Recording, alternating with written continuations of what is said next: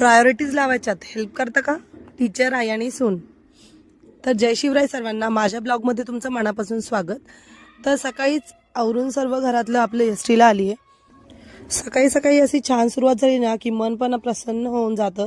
मस्त या चिमुकल्यांच्या आवाजाने दिवसाची सुरुवात होते. त्याचं खूप छान वाटतं. मस्त प्लेज वगैरे होऊन राष्ट्रगीत, राज्यगीत छान सुरुवात होते दिवसाची.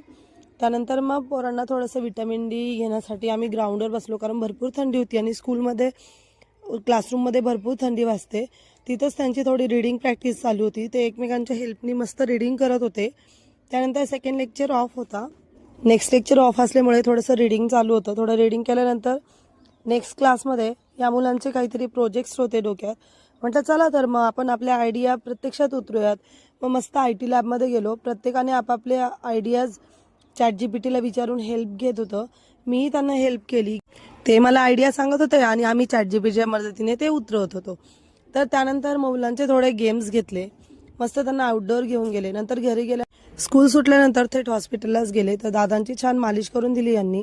त्यानंतर आजीला आणि पिल्लूला भेळ घेऊन गेले. त्यांनी मस्त भेळ खाल्ली. नंतर पिल्लू आणि मी मस्त टाइम स्पेंड केला, कारण भरपूर दिवस झाले मला तिला वेळच द्यायला भेटत नाहीये. घरी आले की तिला असं वाटतं की आईने माझ्यासोबत खेळावा, पण मला स्वयंपाकाची घाई असते. मग आज मुद्दामून स्वयंपाक उशीर केला आणि पिल्लूसोबत मस्त खेळले. पिल्लूची माऊही होती. मग आम्ही तिघींनी मस्त मज्जा केली. भरपूर टाइम स्पेंड केला तिच्यासोबत. त्यानंतर तिचं होमवर्कलाही तिला बसवलं, कारण मस्ती केल्यानंतर मग तिला होमवर्क करायचा असतो.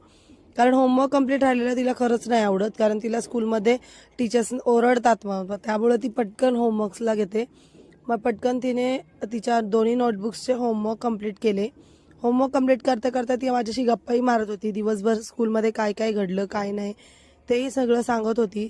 की आई आज मी काय काय केलं, मला ABCD मधले कोणते वर्ब्स नाही आले, कोणते वर्ड्स नाही आले, हे ती मला डिटेलमध्ये सांगत होती. कारण आजकाल काय झाले, माझं तिच्याकडे लक्ष नाही आहे, थोडं दुर्लक्ष होतंय. त्यामुळे तिची थोडीशी फोनिक्स विसरत चालली आहे ती.